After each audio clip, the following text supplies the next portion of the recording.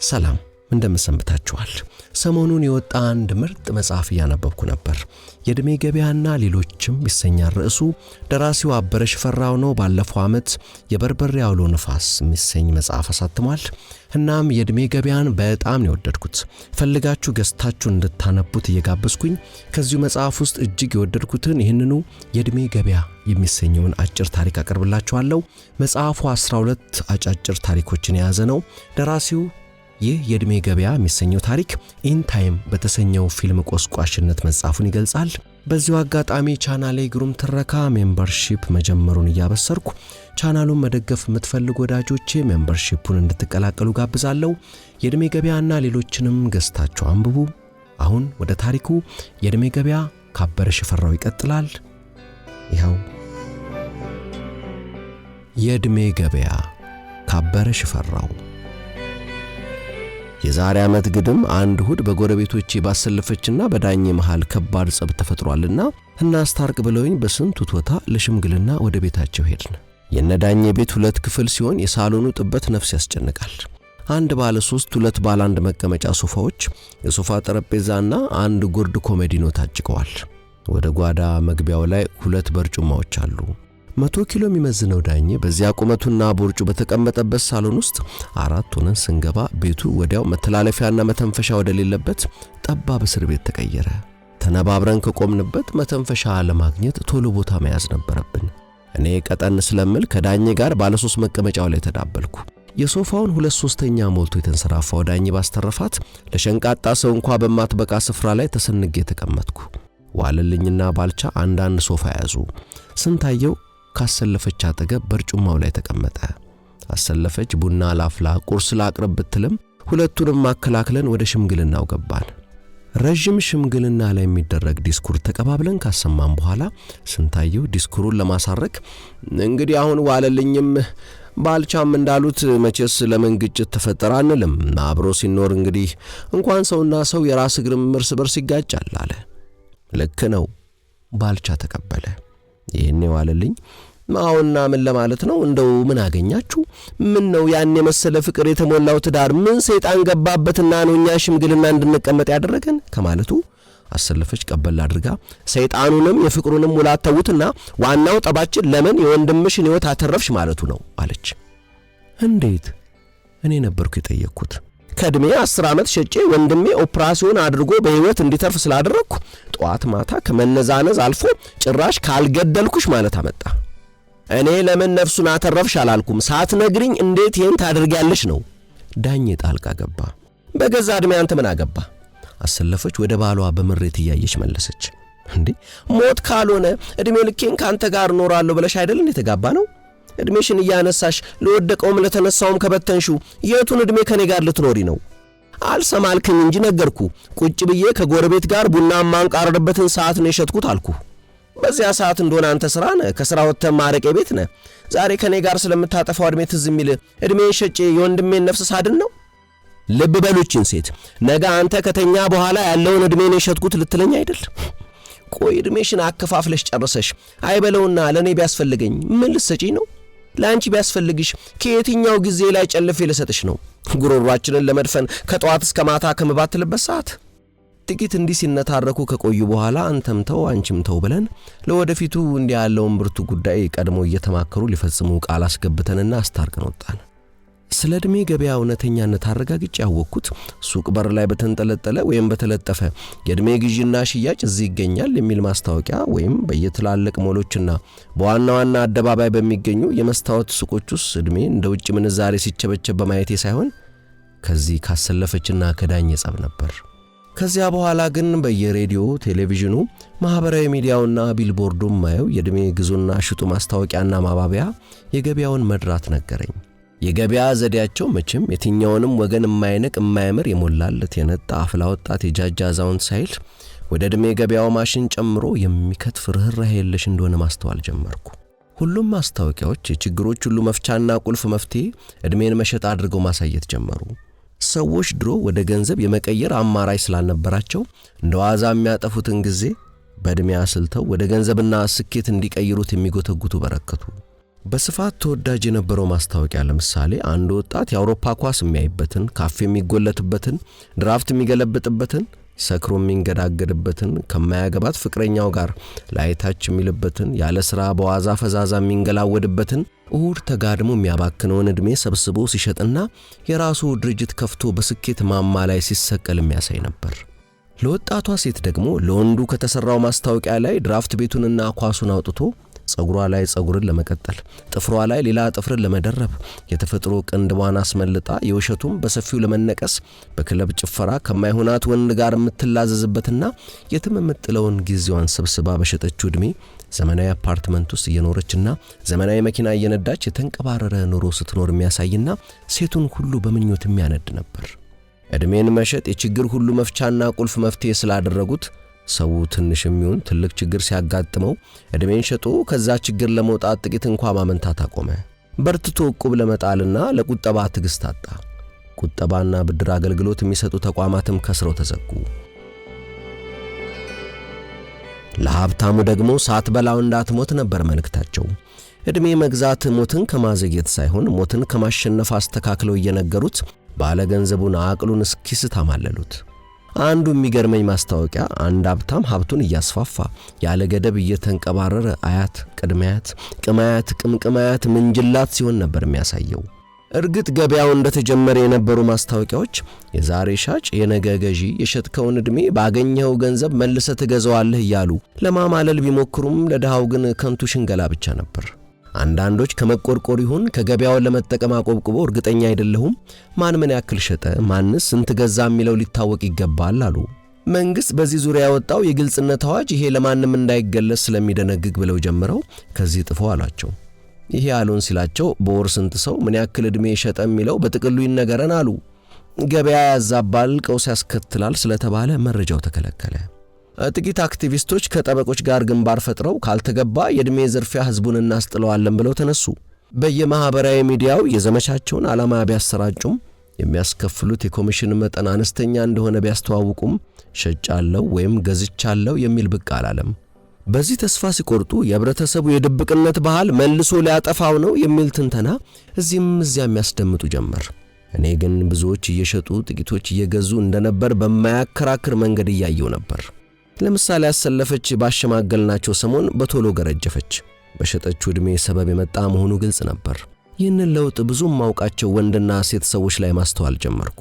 የዕድሜ ገበያው ሰዎችን በቁማቸው እየቀረጠፈ ነበር። ሰዎች ምን አገኘህ ወይም ምን አገኘሽ ሲባሉ ግን ዕድሜ ሸጬ ከማለት ሌላ ምክንያት ይደረድሩ ጀመር። አሰለፈች ራሷ በሸጠችው ዕድሜ የተነሳ ቤቷ ሽምግልና መቀመጤን እያወቀች ምነው ደህና አይደለሽም እንዴ ብላት ምን ሰላም አለ የዳኘ ጭቅጭቅ እንደ ሸንኮራ መጥቶኝ ብላኝ ረፍ። በተቃራኒው ሀብታሞቹ ፊታቸው እየተወጠረ ሰውነታቸው እየደነደነ መምጣቱ በገንዘባቸው የደሃ ዕድሜ እየለቀሙ መሆኑን ቢያሳብቅም ክህደታቸው ግን ሌላ ነበር። እኔም ሰራበት የግል ድርጅት ባለቤት ዕድሜ ከሸመተ በኋላ ለአንድ ሳምንት ታይላንድ ቆይቶ መጣ። አካላዊ ለውጡ የመጣው ታይላንድ ባከናወነው ቀዶ ጥገና እንደሆነ ማኔጅመንት ስብሰባ ላይ ተናገረ አሉ። ቆዳውን ቀዶ የውስጥ የሰውነት ክፍሎቹን አውጥቶ ከዛም እንደ ፍራሽ አድሶ መልሶ የሚሰፋ የቀዶ ሕክምና እንደሌለ ቢታወቅም ሐሰት ያለው ሰው አልነበረም። ትንሽ ሲቆይ አንዳንድ ባለስልጣናትም ጉቦ በዕድሜ መቀበል እንደጀመሩ ሰማው። የዕድሜ ገበያ ተቆጣጣሪ ባለስልጣን መስሪያ ቤት የሚሰራ የኮሌጅ ጓደኛዬ እንደነገረኝ ተቋሙን የሚመራው ኃላፊ ቀሪ 112 ዓመት ዕድሜ ያለው እየተባለ መሆኑን ሲያውቅ ሰራተኛውን ሰበሰበ አለኝ። ምሉም ብሎ ዕድሜ እንዳልገዛ ለመናገር አልበላሽ ምን አመጣው አለቻች ጦጣ ብዬ ሳኩ። እሱም ሳቀ። የተወጠረው ቆዳስ አልኩት መልሼ። የረገበ ቆዳው የተወጠረው እህቶቹ ከአሜሪካ በላኩለት ወጥር የሚባል ቅባት ነው ብሎ ካደ።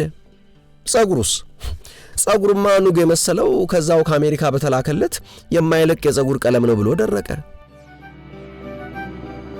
የዕድሜ ገበያን ያልተወራ መልክና ጉድ ማየት የጀመርኩት ግን ከዛሬ 6 ወር ወዲህ ነበር። ከ6 ወር በፊት አንድ እሁድ ረፋድ ላይ ከአንዱ ሞል ፊት ለፊት ቁጭ ብዬ ጫማ አስጠርጋለሁ። ከሞሉ ስር በፊት ባንክ ተከራይቶት የነበረው ወለል አሁን የዕድሜ ገበያ የሚያቀላጥፍ ድርጅት ተክቶታል። ታዲያ ከድርጅቱ በር የጀመረው የጎስቋሉ ሰልፍ ሕንፃውን ዞሮ መጨረሻው አይታይም። ከሕንፃው የመኪና ማቆሚያ እጅግ ዘመናዊ መኪኖች ሲገቡና ሲወጡ ይታያል። ይሄኔ ጫማዬን ለሚጠርገው ጎልማሳ ሊስትሮ ይሄ ዕድሜ ገበያ የሚባለው በሰፊው ደርቷል ባክህ እንዴ እሑድ እንኳን አይዘጉም ማለት ነው አልኩት። ደላላው የድሃውን ዕድሜ መጫወቻ ለሀብታሙ መፈንጫ አድርጎት ለምን ይዘጋሉ አለኝ። እንዴት? ወይ ከዕድሜ አትሁን ወይ ገንዘቡ አይጠቅም። በምን አወቅ? በራሴ። እንዴት በራሴ?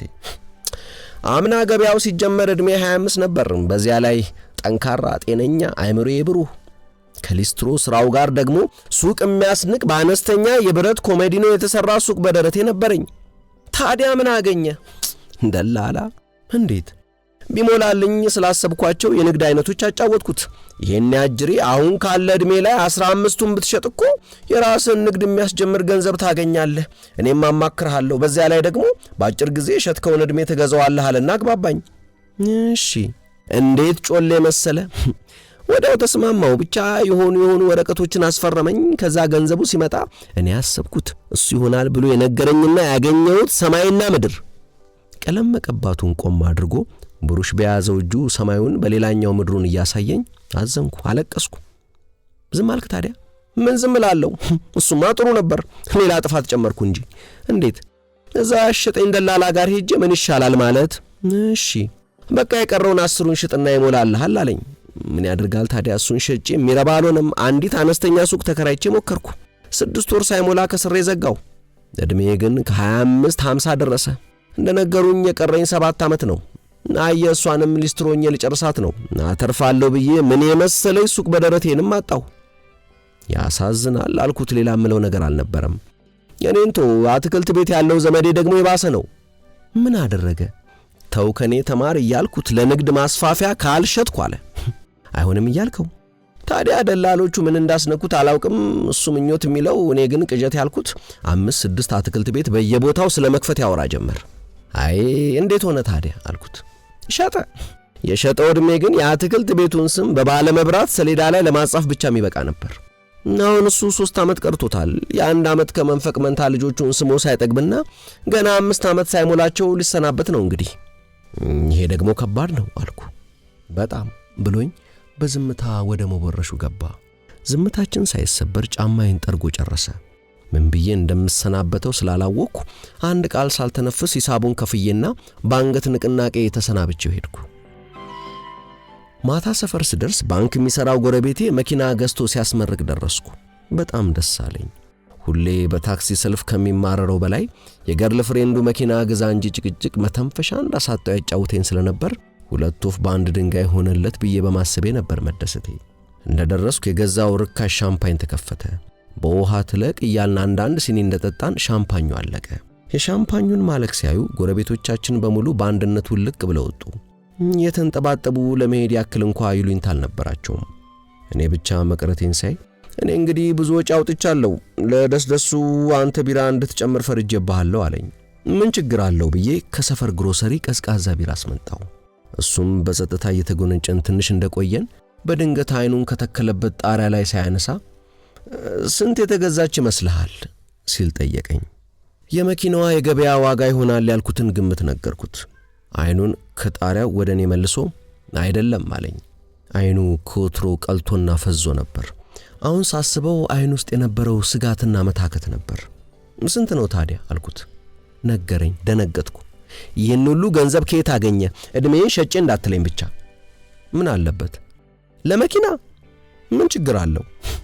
እንዴት የለውም? ያውም ባንክ፣ ያውም ሪስክ አናሊሲስ እየሰራ እኮ አይደል ዋናው። በደንብ ሰርቼዋለሁ። ይኸውልህ ታክሲ ለመያዝ ከእንቅልፌ የምነሳበትን፣ ታክሲ መያዣው ድረስ በእግሬ የምሄደውን፣ ከዛ ታክሲ ሰልፍ ላይ የማጠፋውን፣ ከታክሲ ወርጄ ቢሮ ድረስ ያለውን፣ ማታ ከቢሮ ወጥቼ ታክሲ እስክደርስ የሚወስደውን ጊዜ፣ ታክሲ ሰልፍ ላይ ተገትሬ የማመሸውን፣ ታክሲ ሰው እየጫነና እያወረደ ሲጎተት የሚሰርቀውን እድሜን አጠራቅሜን የገዛሁት።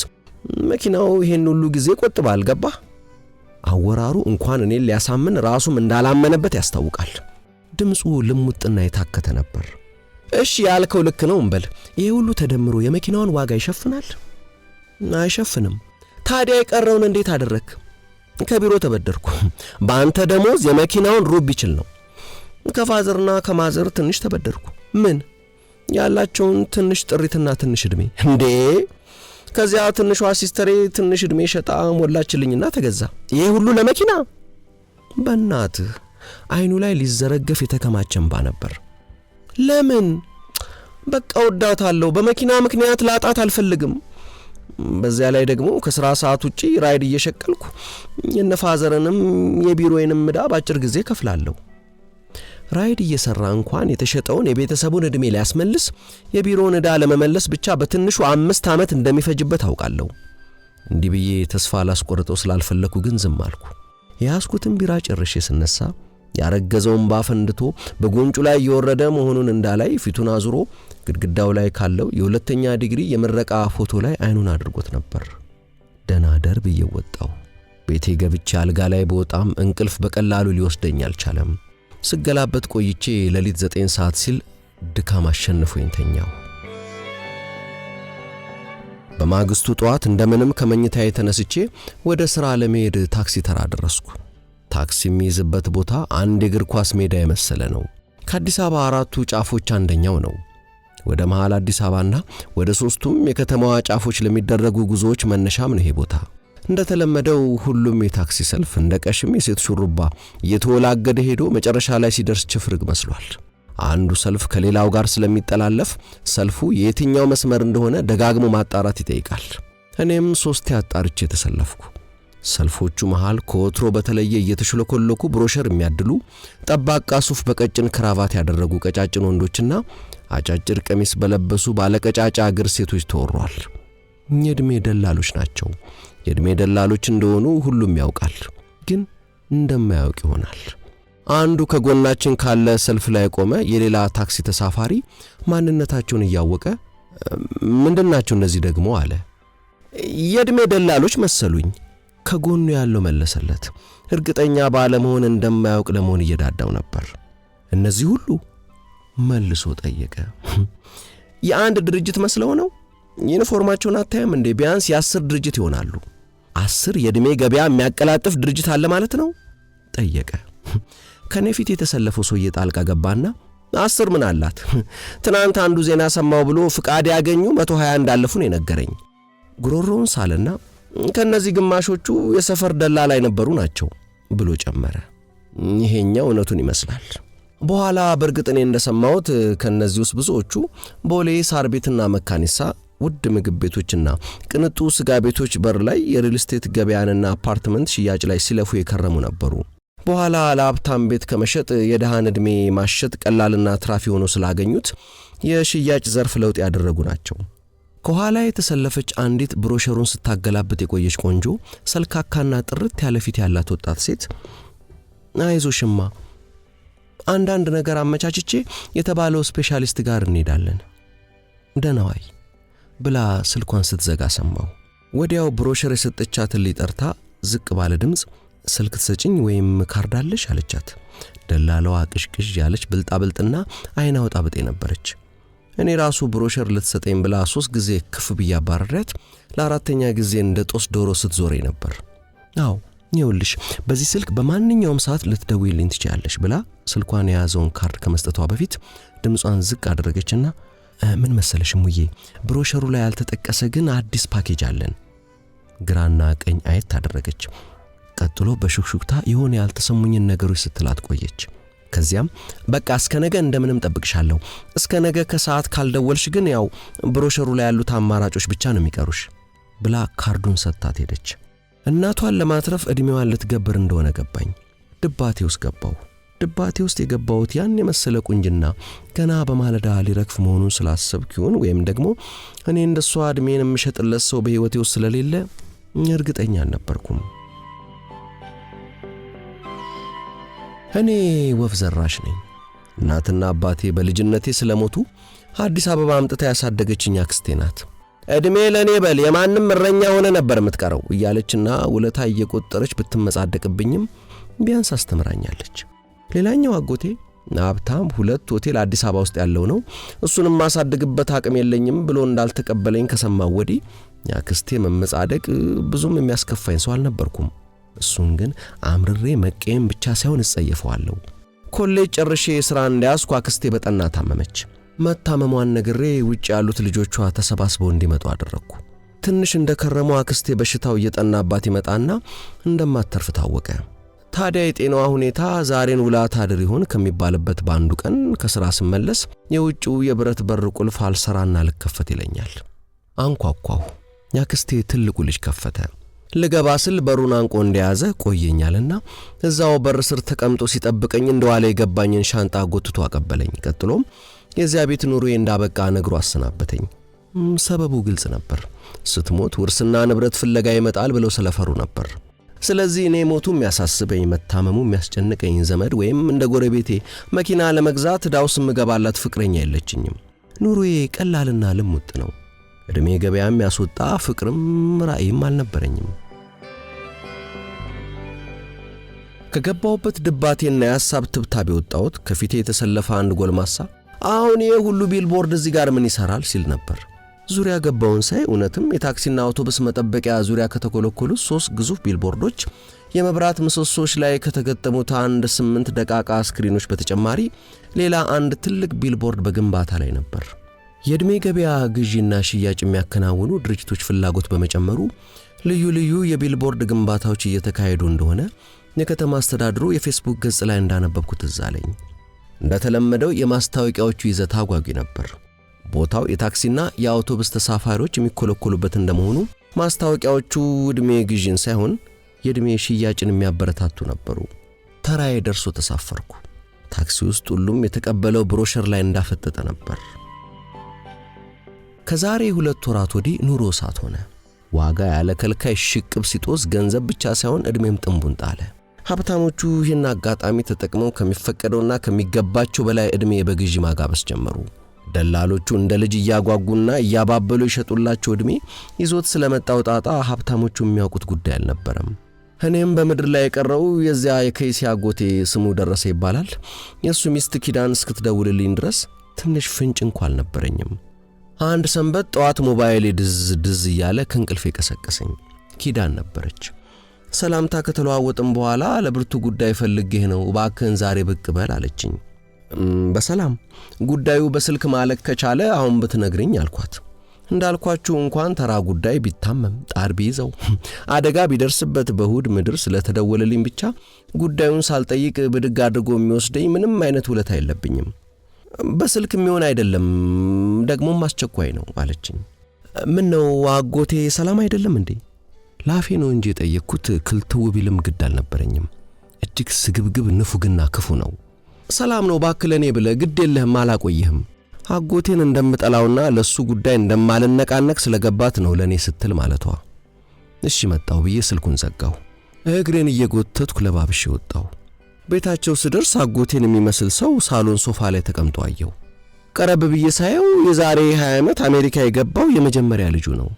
መቼ መጣ ባክ ብዬ ለሰላምታ ስንደረደር ምንድነው የምትዘባርቀው የት ሄደ ብለው ነው ሲል አጎቴ መሆኑን አወቅኩ። አጎቴ አንድ ፍሬ ልጅ መስሎ ቁጭ ብሏል። ደንግጬ ጥቂት ሰኮንዶች ተገትሬ እንደቆምኩ ምን እንደ ጅብራ ይገትራል ናና ሰላም በለኝ እንጂ ሲለኝ አምሮ ባልባክ ብዬ ቁጭ ባለበት አጎንብሼ ትከሻዬን ከትከሻው አጋጨው። አስተምረን አሳድገን ትልቅ ሲኮን በአመት አንዴም እኛን ለመጠየቅ ኮራ። ለዚህ መልስ አልነበረኝም። መጣ እንደ ብላ ኪዳን ወደ ሳሎን ስትገባ አጎቴ ጉዳይ ያለኝ ብሎ ወጣ። እንደ ቆመች አጎቴ ወጥቶ ወደ ሄደበት በር ስትመለከት ቆየች። ከዚያ ድንገት ከሐሳቧ እንደመባነን ብላ ወደኔ መጣችና ከጎኔ ካለው ሶፋ ላይ በዝግታ ተቀመጠች። ጨዋታ ለመጀመሪያ ያክል አጎቴ ከልጁ በላይ ወጣት ሆኖ የለም እንዴ ስላት ትካዜ በተጫነው ፈገግታ አይት አድርጋኝ አይደል ብላ አቀረቀረች። ለደቂቃዎች በዝምታ መሬት ስታይ ከቆየች በኋላ በመጀመሪያ እኮ ደህና ነበር አለች ድንገት። ማን አልኳት ግራ ገብቶኝ። አጎትህ አሁን ምን ሆኗል? ኪዳን የተፈጠረ ነገር አለ እንዴ? ምንድነው የሆነው? ምንም ቢፈጠር ጉዳይ አልነበረም። በአጎቴ ስግብግብነት እንደውነቱ ከሆነ አንድ ፍሬ ልጅ መምሰል አይደለም ጫጭቶ ሕፃን ቢመስል ከማጋበስ አይመለስም። ወዲያው ጉዳዩን ከመሃል እንደጀመረች ገብቷት ይቅርታ ጠይቃኝ ተፈጠረ ያለችውን ነገረችኝ። በመጀመሪያ ላይ የገዛው እድሜ ምንም ችግር እንዳልነበረበት ሰሞኑን እድሜ ረክሷል ሲባል ሳያማክራት ከገውጥ ደላሎች በርከት አድርጎ እንደገዛና ከዚያ ግዢ በኋላ ግን ጤናው ሳይዛባ እንዳልቀረ ነገረችኝ። ብቻ አጎት አይምሮ ሳይነካ አይቀርም አለች። እንዴት? ቆየት ነው ያደገው። እሱና አክስቴ አዲስ አበባ እንዳደጉ ነው ማውቀው። ምን ነው? እኔም ማውቀው እሱን ነው። ታዲያ ምን ተፈጠረ? ይሄው ካለፈው ሳምንት ጀምሮ ገጠር ፍየል ስንጠብቅ ጀጋውን የሞላ ጊዜ ይለኛል። የምርሽን ነው? ምን ነው ቀሌም በሆነ ጭራሽ ትናንት ሰብለ የምትባሏን የከንፈር ወዳጄን ትቼ አንቺን ለምን እንዳገባው ማስታወስ አቃተኝ አላለኝም? ድምጿ የስሜቷን መጎዳት ያሳብቅ ነበር።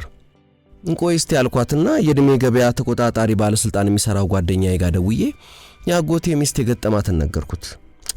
አዎ ባክ ሰሞኑን እድሜ ረከሰ ተብሎ ሀብታሞቹ ከሚፈቀደው በላይ ከብላክ ማርኬት እየገዙ ብዙ ችግር እየተፈጠረ ነው አለኝ።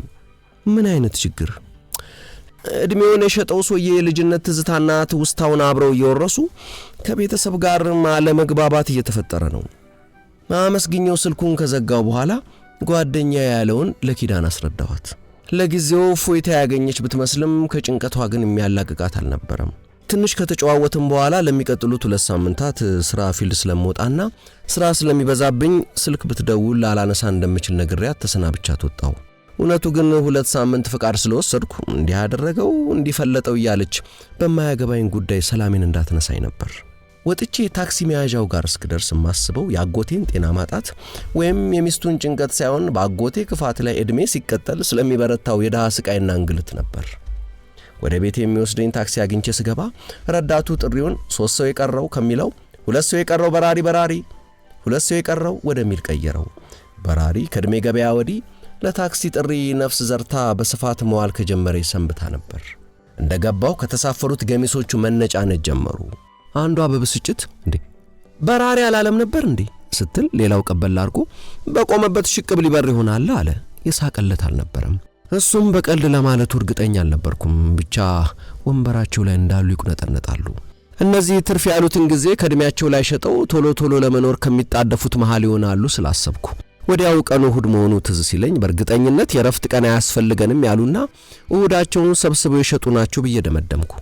የትግስት ማጣታቸውና የመቁነጥነጣቸው ልክ በታሰረ አካል ውስጥ እንዳለና ለመውጣት እንደሚጣደፍ መንፈስ ነበር።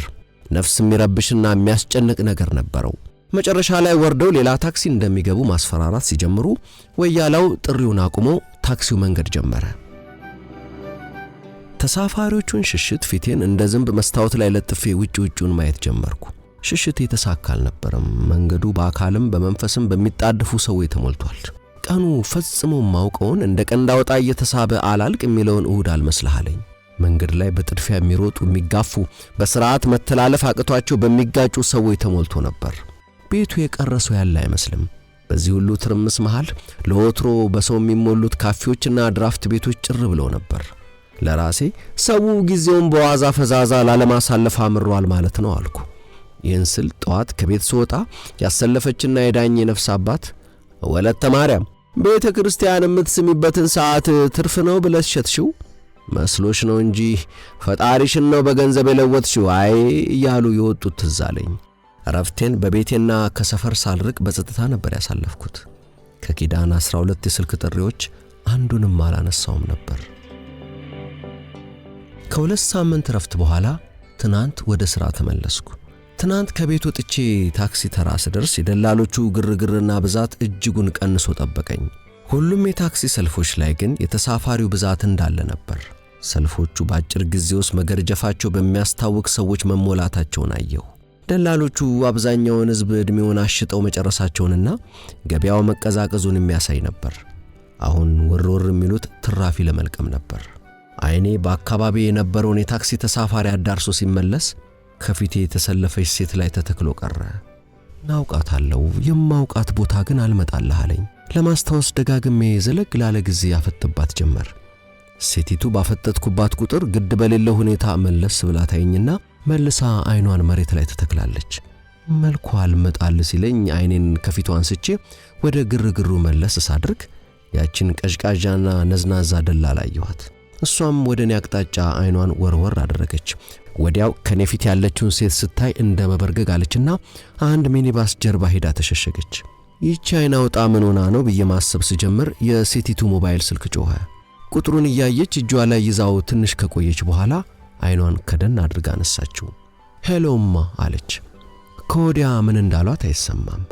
አልረሳውም፣ መድኃኒቱን አይደል ማታ ገዝቼ እመጣለሁ ስትል ድምጿና መልኳ ከዛች ቀዥቃዣ ደላላ ሽሽት ጋር ተገጣጠመልኝ። ለካች ቀትረ ቀላል ብዙ አማራጮች አሉ ብላ ስታግባባት የነበረችው ቆንጆ ልጅ ነበረች። መልኳ ፈዞ ቆዳዋ ገርጥቶ አይኗ ስር ያለው ቆዳ ተሸብሽቦና ጥላሸት መስሎ ነበር። ከእድሜዋ ስንት ዓመት ብትሸጥ ነው ብዬ እያሰብኩ እጇን አወናጭፋ አንድ የእድሜ ገበያ ደላላ በምልክት ጠራች። መጣ። ብሮሸርና የስልክ አድራሻውን የያዘ ካርድ ተቀበለችው። ዝርዝሩን ላስረዳሽ አላት። አያስፈልግም ብላ ፊቷን ወደ ሌላ አቅጣጫ አዞረች። ከስልክ መልእክት ልውውጧና ካየሁት ነገር እንዲህም ሆና እናቷ እንዳልዳኑ ተጨማሪ ዕድሜም ለመገበር እየተዘጋጀች እንደሆነ ገባኝ። ከልብ ያዘንኩ። ሰልፉ ተንፏቆ ተራችን ደርሶ ተሳፈርን። ልጅቷ በቅርብ ያሉ ክፍት መቀመጫዎችን አልፋ የኋለኛው ወንበር ጥግ ላይ ሄዳ ስትወሸቅ እኔ ከሷ ፊት ካለ ሁለት ሰው ከሚይዝ ወንበር ላይ ተቀመጥኩ። ዞር ስል ብሮሸሩን በጥንቃቄ እያገላበጠች ነበር። ታክሲው መንገድ ጀምሮ አንድ ፌርማታ እንኳን ሳይሄድ ወራጅ ብላ ጮኸች። ዞር ስል በሰዎች ጉልበትና በወንበር መሃል አቋርጣ ለመውጣት እየታገለች ነበር። በአንድ እጇ ልጁ የሰጣትን ያድራሻ ካርድ በሌላ እጇ ስልኳን ይዛለች። እየወረደች አንዴ ቆይ፣ እዛው ጠብቀኝ፣ ከታክሲ ወርጄ እየተመለስኩ ነው ስትል ሰማኋት።